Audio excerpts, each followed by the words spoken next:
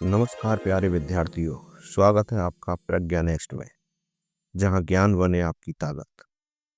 आज हम कक्षा 12 की एक बेहद अर्थपूर्ण और चिंतनशील कविता कीपिंग क्वाइट को विस्तार से समझने जा रहे हैं, जिसे लिखा है प्रसिद्ध कवि पैब्लो नेरुदा ने। आइए इस कविता को लाइन बाय लाइन समझते हैं और इसके गहरे संदेश को महसूस करते हैं। तो चलिए शुरुआत करते हैं पहली पंक्ति से। Now we will count 12। कवि कहता है कि अब हम 12 तक गिनेंगे। 12 means 12। And we will all keep still. Still means स्थिर या मौन, और हम सभी स्थिर या मौन हो जाएंगे। तो कवि यहाँ 12 तक ही गिनती गिनने के लिए क्यों कहता है? क्योंकि 12 जो संख्या है वो एक पूर्णता का प्रतीक है। क्योंकि एक साल में 12 महीने होते हैं। एक साल में 12 महीने होते हैं। घड़ी की पूरे चक्कर में 12 डिजिट घूमना होता है। तो इसलिए कवि 12 को पूर्णता का प्रतीक मानते हुए 12 तक गिनने के लिए कहता है।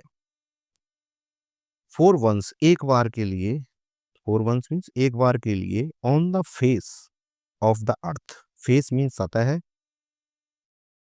सतह, अर्थ मीन्स धरती। एक बार के लिए धरती की सतह पर, इसका मतलब पूरी धरती पर। Let's not speak in any language. Language means भाषा। किसी भी भाषा में बातें नहीं होंगी, किसी भी भाषा में नहीं बोलना है।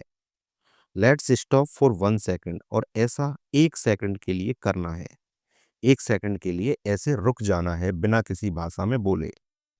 And not moves our arms. Arms means भुजाएं, हाथ पैर, और भावार्थ है इसका सांसारिक क्रियाकलाप। और हमें अधिक क्रियाकलाप नहीं करने हैं, हमें अधिक हाथ पैर नहीं चलाने हैं, हाथ पैर नहीं हिलाने हैं। आगे कवि कहता है, it would be an exotic movement. Exotic means अनोखा। यह एक अनोखा क्षण होगा। मूवमेंट मीन्स क्षण। यह एक अनोखा क्षण होगा। विदाउट रस। रस मीन्स भागदौड़। बिना भागदौड़ के, विदाउट इंजन्स, और बिना मशीनों के, शोरगुल के। इंजन मीन्स, इंजन्स का यहाँ मतलब है बिना किसी शोरगुल के। शोरगुल, मशीनों का जो शोरगुल होता है, बिना उसके। We would all be together. हम सभी, ऑल माने सभी, टुगेदर मीन्स साथ साथ होंगे। हम सभी साथ साथ होंगे। इन अ सडन स्ट्रेंजनेस, और यह एक क्षण बहुत ही अजीब होगा। स्ट्रेंजनेस मीन्स अजीब। यह क्षण बहुत ही अजीब होगा। अचानक अजीबनेस आ जाएगी उसमें, उस क्षण में। अब प्रश्न उठता है, अजीबनेस, स्ट्रेंजनेस क्यों होगी? क्योंकि अब तक सब कुछ भाग दौड़ रहा था, मशीनों का शोरगुल था। लेकिन उस क्षण जब कभी रुकने के लिए कह रहा है और स्थिर होने के लिए कह रहा है, उस क्षण, उस माहौल में, उस पूरी धरती पर एक स्थिरता आ जाएगी। यह बहुत ही अपने आप में विचित्र होगा। Okay. Fisherman in the cold sea. Fisherman means मछुआरे। कोल्ड सी माने ठंडे समुद्र में। मछुआरे ठंडे समुद्र में। Would not harm whales. Whales means whale मछली, हार्म माने हानि पहुंचाना। मछुआरे ठंडे सागर में, ठंडे समुद्र में व्हेल मछलियों को हानि नहीं पहुंचाएंगे। अर्थात कोई भी व्यक्ति अपने स्वार्थ के लिए दूसरे किसी प्राणी को हानि नहीं पहुंचाएगा, क्योंकि सब उस क्षण स्थिर हैं, मौन हैं। And the man gathering salt would look at his hurt hands. और जो व्यक्ति नमक, साल्ट मीन्स नमक, जो व्यक्ति नमक इकट्ठा करते हैं, वुड लुक एट, देख सकेंगे, देख पाएंगे, किसे?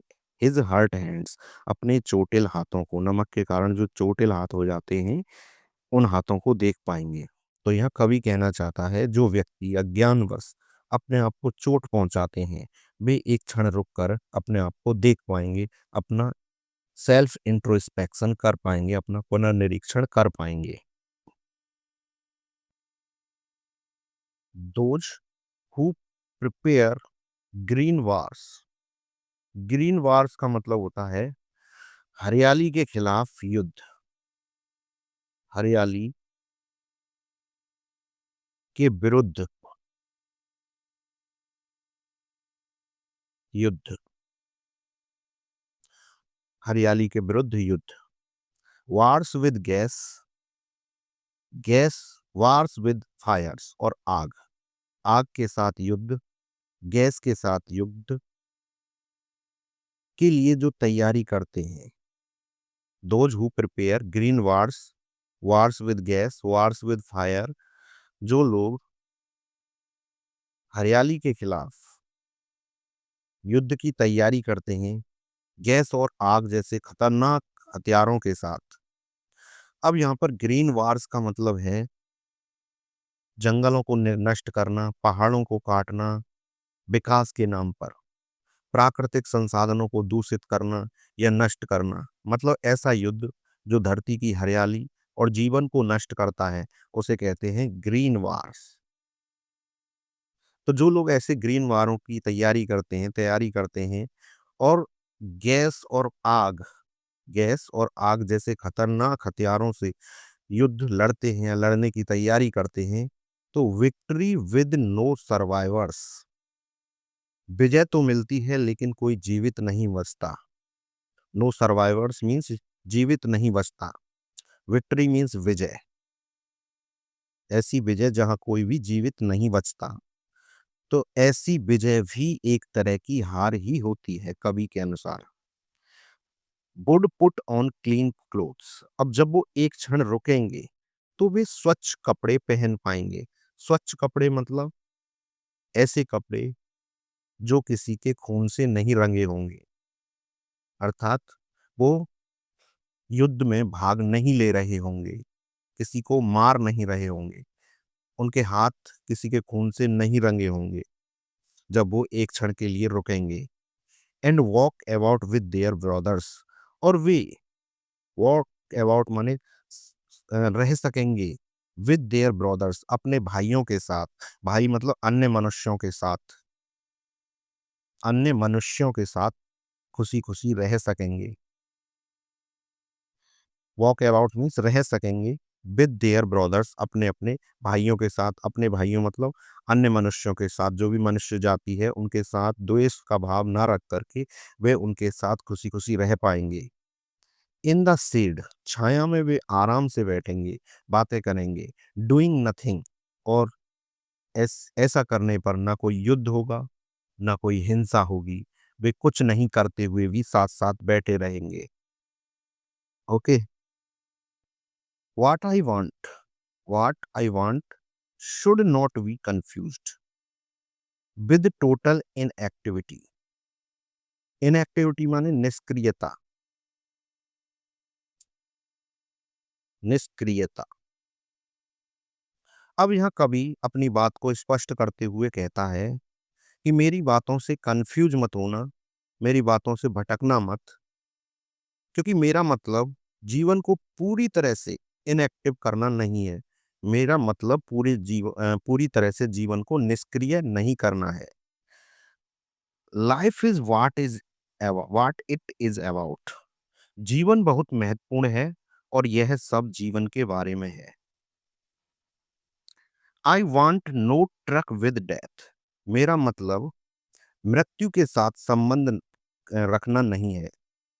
मैं नहीं चाहता कि सब कुछ निष्क्रिय होकर के बिल्कुल मरे समान हो जाओ। डेथ मीन्स मृतक के समान। No truck with, no truck with का मतलब होता है संबंध होना। I want no truck with death, मैं नहीं चाहता कि मृत्यु के समान निष्क्रिय हो जाओ, यानी निष्क्रिय मृत्यु के समान निष्क्रिय बनाना नहीं चाहता, ये मेरा मतलब नहीं है। If we were not so single minded about keeping our lives moving, moving माने दौड़ाते रहना, सिंगल माइंडेड बहुत छोटी सोच, यदि हमारी इतनी छोटी सोच नहीं होती कि हम हमेशा अपने जीवन को मूविंग यानी दौड़ाते रहें, यानी कि जीवन को हमेशा हर समय दौड़ाते रहने वाली छोटी सोच नहीं होती, and for once could do nothing, और एक बार के लिए कुछ ना करके देखते, कुछ नहीं करते, यानी शांत बैठते, स्थिर बैठते, मौन रहते, perhaps a huge silence, huge माने विशाल मौन, विशाल मौन, साइलेंस मीन्स मौन, तो शायद एक विशाल मौन माइट इंटरप्ट दिस सैडनेस, इस दुख को इंटरप्टेड मीन्स रोक सकता था, ये विशाल मौन शायद इस दुख को रोक सकता था। कौन सा दुख?